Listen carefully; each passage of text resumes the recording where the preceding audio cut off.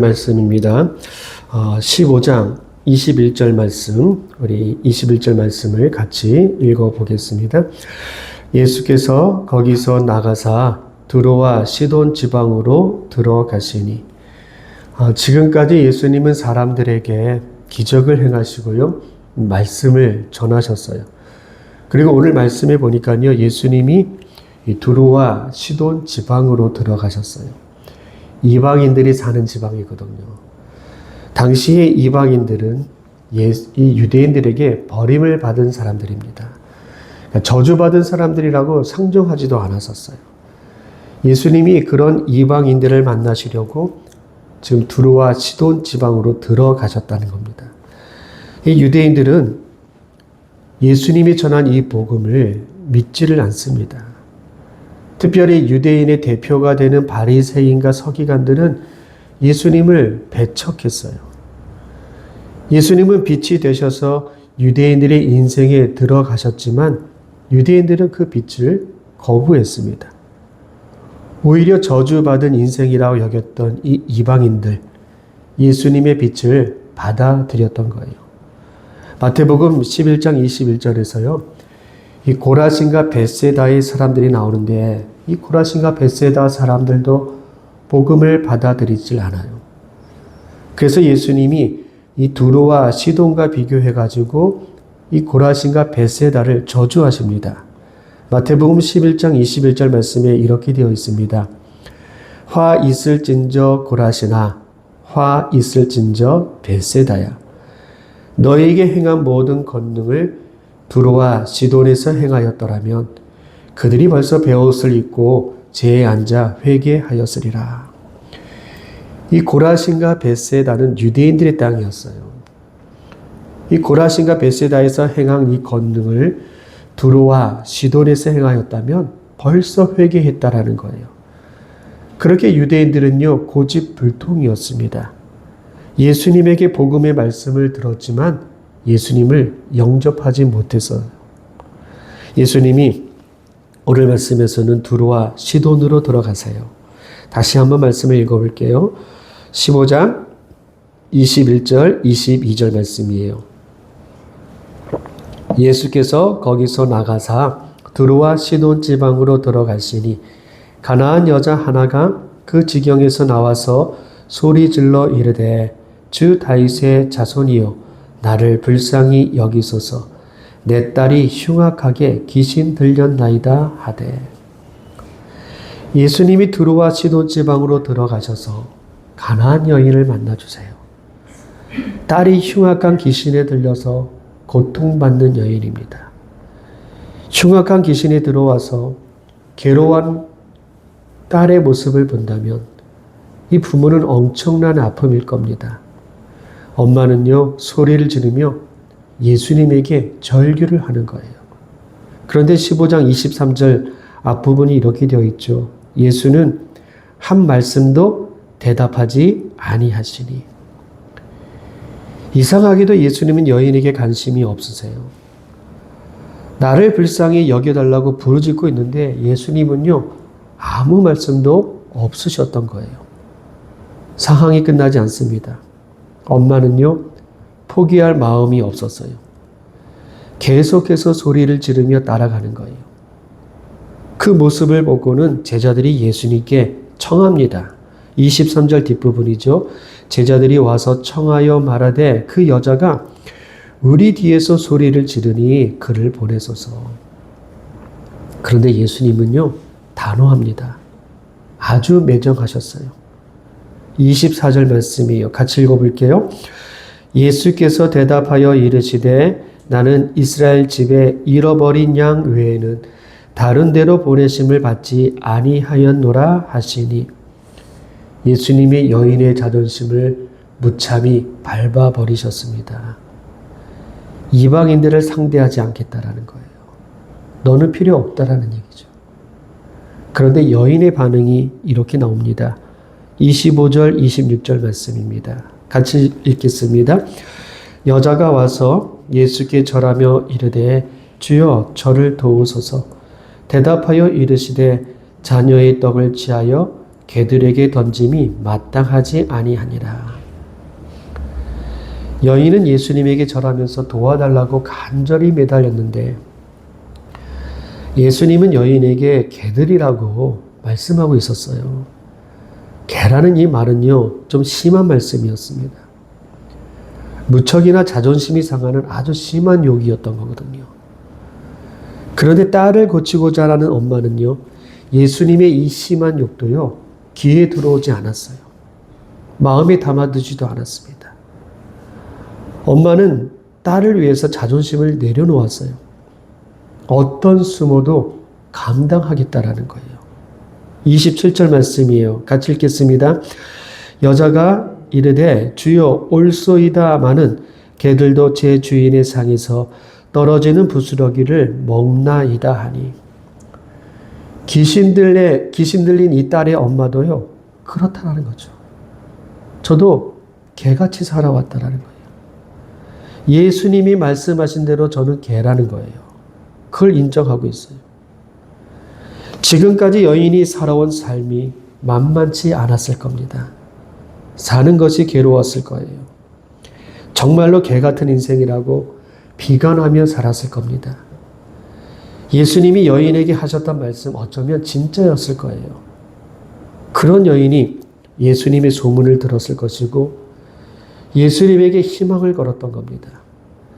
예수님을 만나야겠다는 이 생각이 간절했던 거예요. 중요한 것은요, 그렇게 절박하고 간절한 마음이 믿음으로 연결되는 겁니다.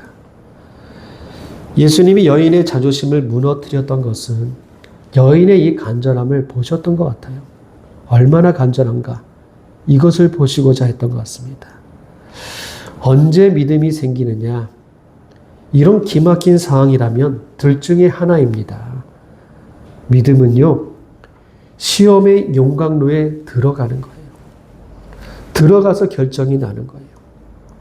좋은 믿음이라면 시험의 용광로에서 정금 같은 믿음이 될 것이고요. 믿음이 없다면 용광로에서 타고 없어지는 겁니다. 다행히 여인은요, 시험의 용광로에서 금 같은 믿음이 되었던 거예요. 여러분, 내 배가 따뜻하고 편안하게 살 집이 있으면 믿음도 왔다 갔다 합니다.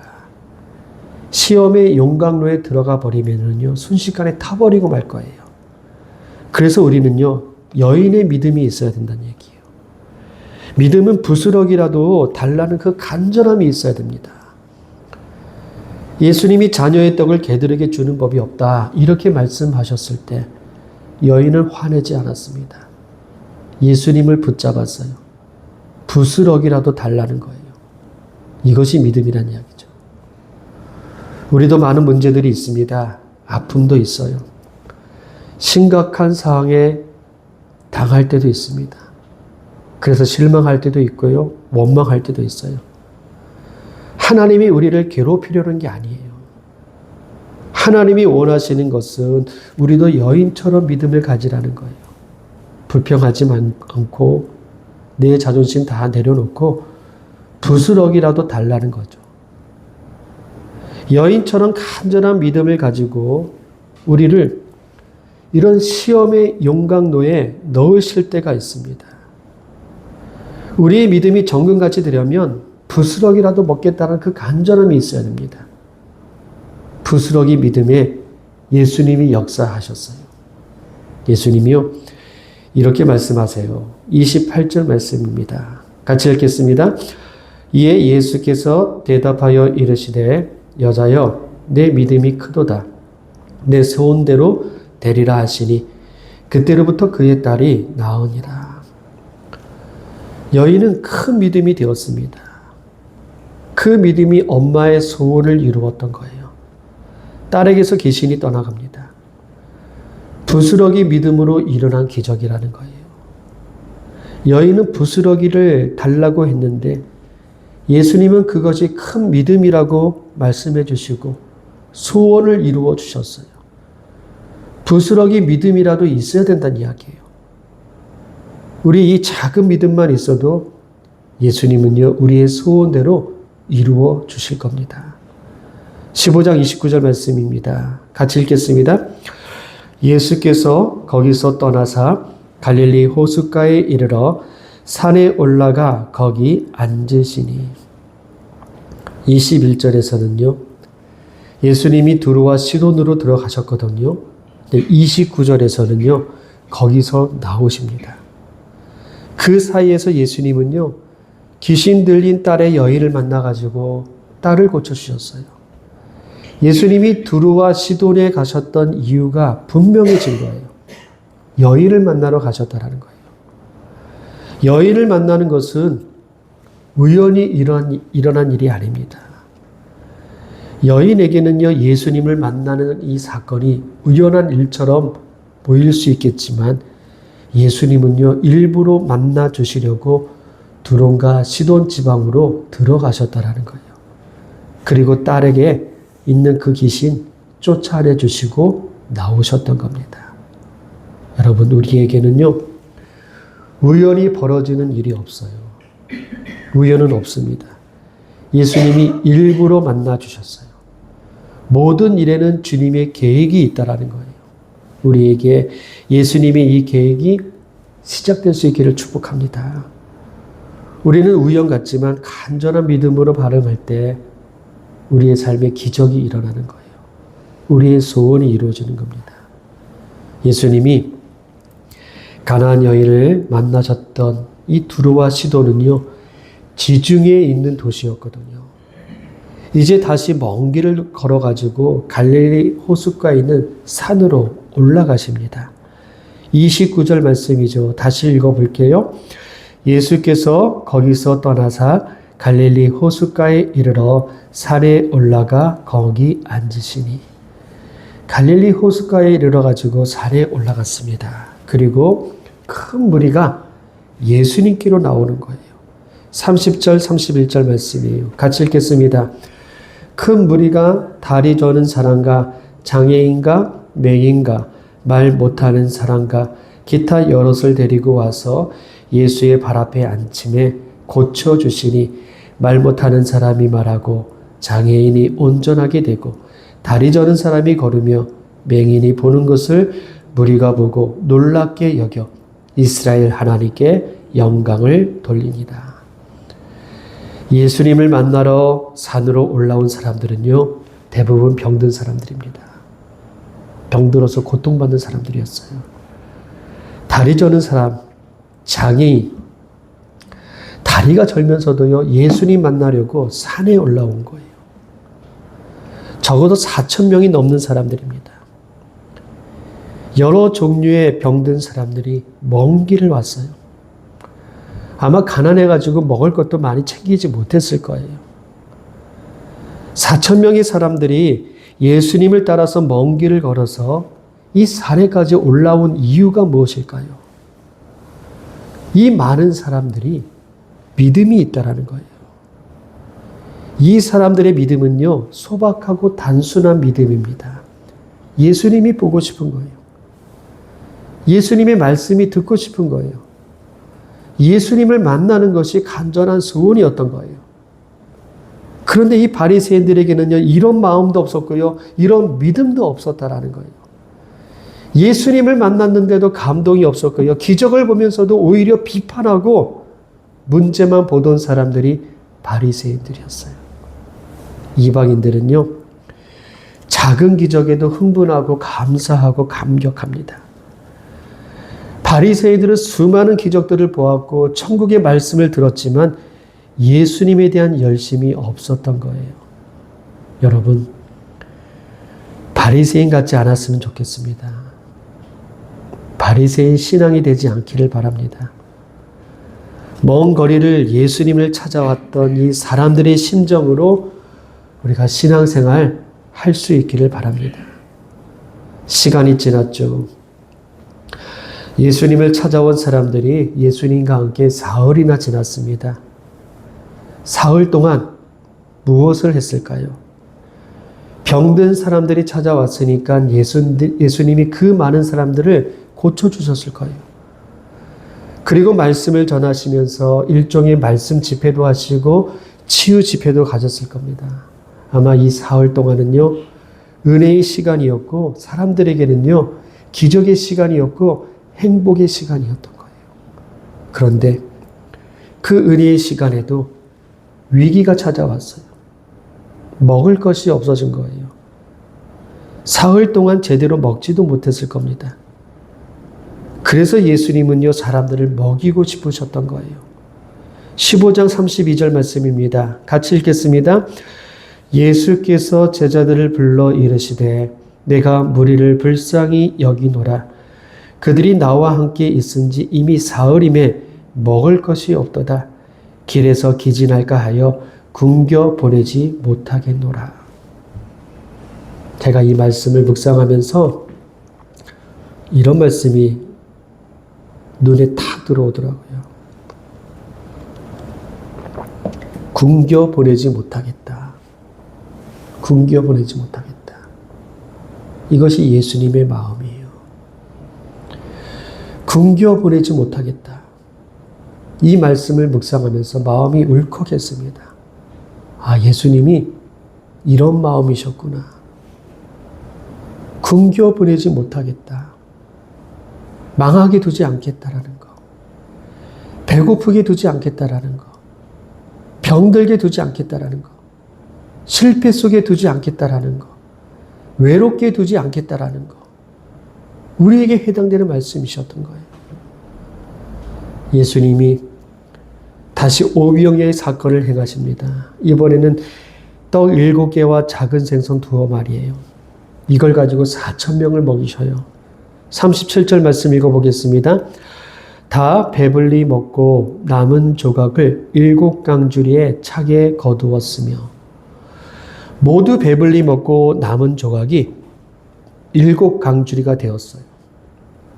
그리고 다음 말씀이 이렇게 이어집니다. 39절 말씀이에요. 같이 읽겠습니다. 예수께서 무리를 흩어 보내시고 배에 오르사 마가단 지경으로 가시니라. 예수님이 무리를 흩어 보내시고 배에 오르셨습니다. 여러분, 이 말씀을 사람들을 먹이는 사건과 연결해서 읽으면 이렇게 돼요. 배부르게 먹고 만족하는 사람들을 주님께서 돌려보내시고 예수님도 기쁜 마음으로 배에 오르셨다. 이렇게 끝을 맺는 거예요. 여러분, 이것이 신앙생활을 우리의 모습이라고 말씀드리고 싶습니다. 우리의 신앙생활이 이렇게 끝날 수 있게 되기를 축복합니다. 예수님을 믿는 것은 근사한 일이에요. 예수님 때문에 이런 기쁨과 은혜가 충만할 수 있게 되기를 축복합니다. 오늘 말씀의 결론은요, 그곳에 예수님이 계셨다라는 겁니다. 예수님이 계셨다라는 거예요. 귀신 들린 딸로 고통당하는 여인에게도요, 예수님이 계셨고요. 수많은 병자들에게도 예수님이 계셨던 거예요. 그래서 기적이 일어난 겁니다. 우리의 환경과 조건은요, 중요한 게 아닙니다. 우리가 어떤 자리에 있느냐, 이게 중요한 게 아니라는 거예요. 예수님이 있느냐, 예수님이 계시느냐, 이것입니다. 가정에도 예수님 없으면 헛것입니다. 교회에도 예수님이 없으면 헛것이라는 거예요. 예수님이 없으면 우리의 마음은요, 미움만 가득할 거예요. 우리 신앙생활에 예수님이 있느냐, 이것이 중요한 겁니다. 수많은 병자들이 예수님을 찾아서 강야로 왔어요. 오랫동안 병들었다면 쾌쾌한 냄새가 날 수 있을 겁니다. 4,000명의 사람들이 모여 있으니까 안 좋은 냄새들로 지저분했을 거예요. 그리고 얼마나 번잡했었게요. 얼마나 시끄러웠을까요? 근데 그런 사람들이 모였지만 거기에 기적이 있었고 감격이 있었고 기쁨이 있었어요. 예수님이 계시기 때문이에요. 예수님이 계시기 때문에 우리에게 예수님이 임재하기를 축복합니다. 주님과 동행하는 삶이 되기를 바랍니다. 예수님이 움직이셨던 여정을 볼게요. 두로와 시돈을 거쳐가지고 갈릴리 호수까지 오셨습니다. 굉장한 길을 오셨던 거예요. 이 길을 수많은 사람들이 함께 했다라는 거예요. 사람들이 이렇게 먼 길을 함께 했던 것은요, 믿음 때문입니다. 이 믿음이 어디서부터 시작이 되었을까요? 이 수많은 사람들이 갑자기 믿음이 생긴 게 아닐 거예요. 그러면 이 수많은 사람들이 이 믿음이 어디서부터 시작이 되었는가? 한 여인에게서 온 겁니다. 가나안에 이름 없는 여인이에요. 딸이 귀신에 들려가지고 같이 고통당했던 여인이었습니다. 예수님에게 개 취급을 당했던 여인이에요. 그렇게 수모를 당했던 여인이었거든요. 그런데 예수님을 감동시켰어요. 딸을 구원하게 했습니다. 이 여인의 믿음이 모든 사람들을 감동시켰던 거예요. 4,000명을 움직이게 만들었던 겁니다. 우리가 믿음이 있으면 사람들을 움직이게 할 겁니다. 우리가 진실하게 믿음으로 살면 우리로 인해서 예수님을 만나게 될 거예요. 한 가정이 한 사람으로 감동시키고 한 사람이 교회를 감동시키는 거예요. 그렇게 한 사람의 믿음이 4,000명을 움직였다라는 거예요. 31절 말씀 우리 같이 읽어볼게요. 말 못하는 사람이 말하고 장애인이 온전하게 되고 다리 저는 사람이 걸으며 맹인이 보는 것을 무리가 보고 놀랍게 여겨 이스라엘의 하나님께 영광을 돌리니라. 무리가 보고 놀랍게 여겨 이스라엘 하나님께 영광을 돌리니라. 이런 일이 우리에게도 일어나기를 축복합니다. 말 못하는 사람이 말하며 다리 저는 사람이 걸으며 맹인이 눈을 뜨는 이 기적들이 우리의 삶에서도 일어나시기를 축복합니다. 신앙은요, 놀라움이 많은 삶이에요. 기대할 수 없었던 일들이 생겨나는 것이 신앙이에요. 내가 노력해서 얻는 것도 있지만 하나님이 주시는 것도 있어요. 이것이 기적이거든요. 맹인이 눈을 뜨고 말 못하는 사람이 말을 하는 것만 기적이 아닙니다. 믿음의 눈으로 보면은요, 모든 사건들이 새로운 거예요. 세상이 새로워질 겁니다. 사람의 관계도 새로워질 수 있어요. 미래에 대한 소망도 생겨나는 거예요. 믿음이 그렇게 만드는 겁니다. 우리에게 믿음이 있게 되기를 축복합니다. 예수님에게 기적을 체험했던 사람들이 놀라워하며 하나님께 영광을 돌렸어요. 영광을 돌렸다라는 것은 경배하고 찬양했다라는 겁니다. 하나님께 소리 높여서 찬양했었어요. 여러분, 간증이 있는 사람이 찬양할 수 있는 겁니다. 기적을 경험한 사람이 이야기하고 싶어 하는 것이고 자랑하고 싶어 하는 거예요. 거기서 하나님께 감사가 나오는 것이고 찬양이 나오는 거예요. 우리의 신앙생활이 예수님 때문에 복되고 아름답고 근사한 이런 믿음의 삶이 되기를 축복합니다. 오늘 말씀이 우리의 인생에 대박이 되시기를 주님의 이름으로 축복합니다. 우리 같이 기도하겠습니다. 한 여인의 믿음이 4,000명을 움직이는 믿음이 되었습니다. 내 믿음이 그렇게 연결되기를 구합니다. 부스러기 믿음이지만 가정과 교회가 새로워질 수 있게 되기를 우리 같이 기도합니다.